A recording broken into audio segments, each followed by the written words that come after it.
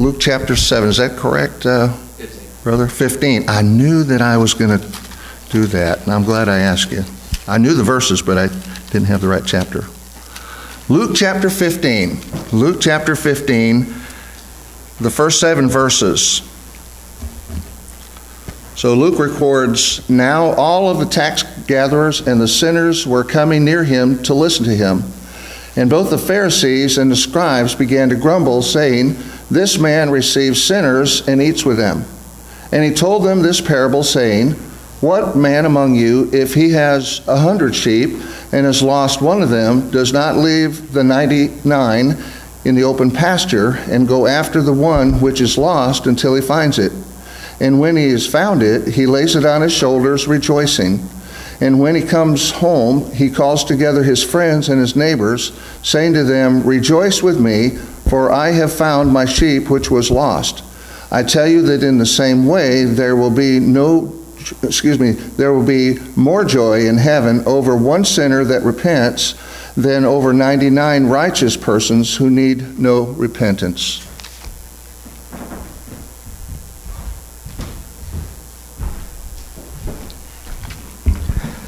Thank you, Brother Ed. And thank you, everyone else who helped make this service possible. Thank you so much, everyone of you, for being here this it's not evening, is it? This morning. It's morning. Thank you so much for being here. I love seeing each and every one of your smiling faces. I love hearing the chatter. I love this community of God's people that we have here at Farley. And as I look around this room, I see mainly married or will be married. Some of y'all younger people over here. Or were married. Most of us at some point in our lives are going to be with somebody for a very long time. And hopefully this will last for the rest of our lives. And you know, for some reason or another, you ladies picked us guys, and fellas, we somehow tricked our ladies into marrying us. But why? Why do we enter into this partnership that is marriage? Why do we enter into this lifelong commitment that is marriage? Well, it's because whoever we decide to marry, whoever we decide to spend the rest of our lives with, we think that they're pretty special. You know, I can only speak from my own personal experience, but Lakin is the most special person in the whole wide world. She's smart, she's pretty, she puts up with my destructive tendencies. I break a lot of stuff at the house. We don't have a deposit anymore on the apartment. That's gone. That's up in flames. And she puts up with it. I don't know why she does it, but she does. She's special. And at one point or another, somebody is going to think that we are special. Somebody is going to think that this person is so special that I could spend the rest of my life with them. And, you know, it took me about 21 years to find someone that thought I was special. But I'll tell you something that's really awesome. I'll tell you something that I love. There was somebody who has thought I was special before I was even a thought in my parents' minds. And there is somebody that believes that each and every single one of us in this room right now is special. Is someone worthy of giving everything for. You see, good people, Jesus believes that each one of us is special. He believes that each one of us are worth giving everything. How do I know that? Let's go to Luke chapter 15. Thank you, Ed, for reading that. We're just going to go through like we always do with parables, right? We always go through them. We see what Jesus is saying, and then we'll get to our application in a moment. But in Luke chapter 15, Jesus, as always, sparks some controversy. And this controversy is not sparked because of the goodness of people's hearts. This controversy is not sparked by some theological issue that, Jesus, how could Jesus be doing it? No, this controversy is sparked because people misunderstood who God is. They misunderstood the Scriptures. They misunderstood a whole lot of stuff about Jesus. And in verse 1 and 2 of Luke chapter 15, here's what we read. Now all the tax collectors and the sinners were coming near to Jesus to listen to him. And both the Pharisees and the scribes began to grumble, saying, "This man receives sinners and eats with them." Now there's three groups of people here. First of all, we have the tax collectors. Now these tax collectors, as we have talked about previously, were traitors, right? They were serving the Roman government, a government that was in direct opposition to what the Jewish people wanted. Right? They were traitors to their nation. And not only were they traitors, but they were thieves as well. Many of them would skim a little off the top and line their own pockets. You see, good people, tax collectors were not people that most Jews liked. The same can be said for the second group of people, who were the sinners. Now, the sinners in this instance was any Jew that was not a follower of the Old Covenant. Any of the people that were Jewish by birth, but did not do what the Old Covenant said for them to do. They did not follow the law of Moses. They did what they wanted to do. And we have so many people like that today that are, they don't do what God wants them to do. And both groups, before we say anything else about the third group, which is the scribes and the Pharisees, both of these groups, the tax collectors and the sinners, were living wrong. Both of these groups were not doing what they were supposed to be doing at all. But you see, the third group, the Pharisees and the scribes, how were they any different from them? You see, the Pharisees and the scribes ostracized the sinners and the tax collectors. They persecuted them. They hated them. They could not stand these people because they thought of themselves as greater than them, and they thought of the sinners as less than. But you see, good people, something that sets these three groups apart is that while the scribes and the Pharisees were bickering about this, while the scribes and the Pharisees could not believe that Jesus was hanging out with these people, the tax collectors and the sinners went to Jesus. They desired to hear what he said.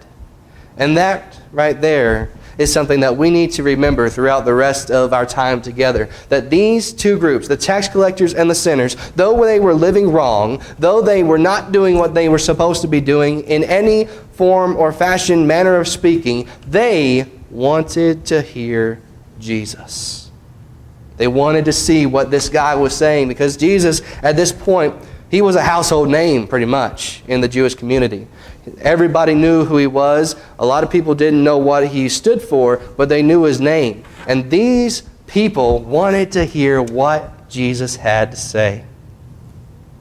And so we go on to verses 3 through 6, and we read that Jesus, perceiving, hearing their thoughts, hearing their grumblings, hearing their complaints, here's what he says. He says a parable to them, saying, "What man among you, if he has 100 sheep and has lost one of them, does not leave the 99 in the open pasture and go after the one which is lost until he finds it? And after he has found it, he lays it on his shoulders, rejoicing. And when he comes home, he calls together his friends and his neighbors, saying, 'Rejoice with me, for I have found my sheep, which was lost.'" He looks at the scribes and the Pharisees, and he looks at the tax collectors and the sinners, and hearing their complaints, hearing their disbelief that Jesus, the person that was claiming to be the Messiah, was associating with these people, he tells them, how many of you, if you have a sheep that's gone astray, how many of you wouldn't go find it? Because, good people, this was a story that they could very easily understand. In first century Palestine, and even now in modern day Palestine, sheep are precious. Shepherds were so protective of their sheep because the sheep provided so many important things for the people, you know? And when one got out, they would go look for it. Jesus, knowing that they could understand this story, taught them a theological principle. Because when one got out, when one of their sheep got out, they would go search for it. No, I think of David before he became king. What was he? He was a shepherd. David, the shepherd, fought lions. David, the shepherd, fought bears to make sure that his sheep were safe. And when he made sure that they were safe, he rejoiced. And here in Jesus' parable, when the man found the sheep that had gone astray, he rejoiced. He called together his friends to come rejoice with him. He threw a party because he was so happy that he had found his sheep again. You know, it reminds me of the time when my uncle, who was named Daniel, had 2 goats, and they were fainting goats. And if any of y'all know what that is, they're the most fun things in this entire world because you can just sort of do that and they go stiff, right? And then you can push them over. It's hilarious. I love them. And so he had 2 of those things, and they got out of the pen one day. And so what do? Well, we didn't just let them go. We didn't just let them leave. We went out and we found them, right? And when we found them, we found my dog, who was also gone out. He was herding them up the road. It was a hilarious sight. It was great. But when we found them, that was cause for celebration. You know, it's like, you know, we had a cousin who had a whole bunch of cattle, and when one of them got out, we would get a call, and we would go get them, right? It's the same thing in Jesus' story here. The sheep, even though it was just a stock animal, even though, you know, it was just meat with a coat, was precious to this shepherd. This sheep was something that this shepherd wanted to find. And when he found it, he rejoiced. We go on to verse 7. And here's what we read. I tell you, in the same way, there will be more joy in heaven over one sinner who repents than over 99 righteous persons who need no repentance. Here, the theology of this story is explained. Jesus tells them that sinners, people who do not know God, people who do not follow the will of God, who ignore God, when those people come to Christ, when those people come to the knowledge of the truth, and when they give their lives to Him, that is a special, special thing. That they were lost, but now they're found. Now they're with Jesus. Now they are back where they are supposed to be. And there is rejoicing when a new Christian is made, or when somebody comes back to Christ. Now, the question is, right, what can we take away from the parable of the lost sheep? This is a very well-known parable. It's probably one of the most well-recognized parables, you know, that there is. But I think it's good that we try to understand, you know, a lot of what Jesus is saying. And the first thing that we can take away from this parable is that there are people out here in the world who are living in sin and that they need help. There are people out here in the world, on the streets, in apartment buildings, right across the road from us, who are not here today. And it is for a reason. They have not found Jesus yet. And for these people, it is so important that we help find them, that we help them come to Jesus. You see, good people, the Jewish people in Jesus' time and centuries before and centuries after had a hate problem. They really did. They hated Jesus because he told them the truth, and they hated tax collectors and sinners and other people of that nature because they thought of themselves as greater than them. You know, I think one of the best examples of this is in Luke chapter 18. We go just in my Bible, it's just a page over. And in Luke chapter 18, we have another parable. We're not going to go into a whole lot of theology on this one, but in verses 9 through 17, we find this parable. It's the parable of the Pharisee and the publican. And many times the publican is just, it stands in for a sinner. It could be a tax collector, somebody that is not holy, right? Not perceived as holy. But in verse 10 of Luke chapter 18, here's what we read. 2 men went up to the temple to pray, one a Pharisee and another a tax collector in this instance. And the Pharisee stood and was praying to himself, and was praying this to himself, God, I thank you that I am not like other people, swindlers, unjust, adulterers, or even like this tax collector. I fast twice a week. I pay tithes of all that I get. But the tax collector, standing some distance away, was even unwilling to lift up his eyes to heaven, but was beating his breast, saying, God, be merciful to me, the sinner. In verse 14, Jesus tells them that I tell you, this man, the publican, the tax collector, the one who was perceived as unholy, went to his house justified rather than the other. The Pharisee in Jesus' parable was listing all of the great things that he did. He was, pumping himself up. He was just absolutely berating this tax collector. But the one that went home justified was not the one that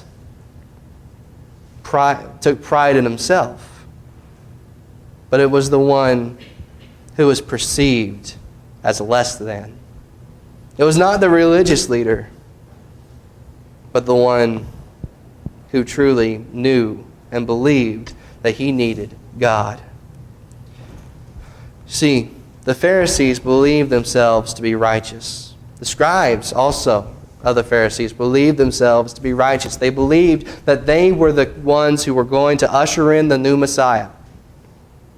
But in the end, truly, just like everybody else, just like the tax collectors, just like the sinners, just like us today, they needed Jesus. They were sinners just as much as the tax collectors. But the difference between them was that the tax collectors knew that they needed Jesus. They believed themselves to be righteous. And folks, I'm going to tell you right now, and I want you to hear me, we can't be like that. We cannot be like the Pharisees and the Sadducees and the scribes and those that were trying to make themselves out to be better than everybody else. Because we see it all the time, that there is a problem of thinking too highly of ourselves here in the church. Not here, but other places. There's a problem with Christians who know that they are right, believing themselves to be better. And we cannot act in this way because it turns people off from the church. One of my best friends in the entire world, his name's Kyle. And Kyle is his personality. If you know some of the internet memes about that. But he's a good old boy, right? He's a country boy, about as country as it gets. And he has a legitimate love for God. He has a legitimate belief in God. He legitimately believes that he is a Christian.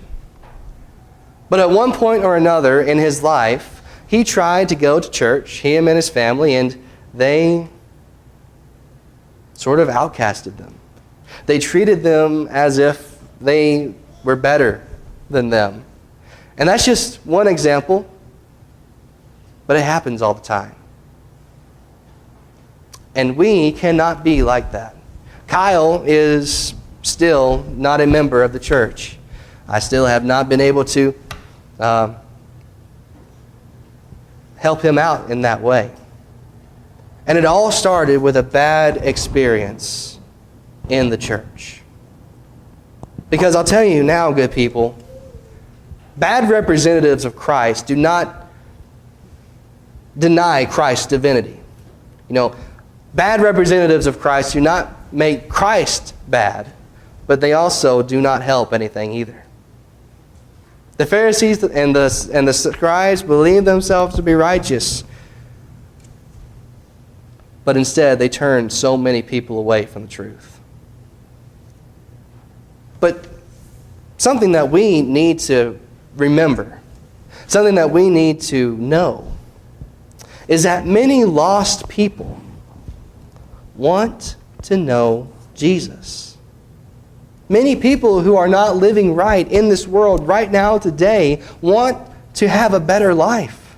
They want to find a better way. Many people search for that. And how awesome would it be if they all found that in the church? Because Jesus is that better way. Jesus is that better path for our lives. And the question that we have to ask ourselves this morning is, what are we doing to help them find Him? What are we doing to go out into the world to preach the gospel to every creature so that he who believes can be baptized and can be saved? Right? Because when whatever sin you want to insert here comes in, when somebody who is living wrong comes to us, when somebody who doesn't do the will of God comes to us, when somebody who most people would never want to associate with comes to us, what do? Do we try to stay away, or do we do like Jesus did? Do we welcome them? Do we open our hearts, open our arms to them? Because every soul is special. Jesus believed that every person who was lost but found Him is special. And Jesus is pleading with sinners to come to Him. Jesus pleads to sinners to come to Him.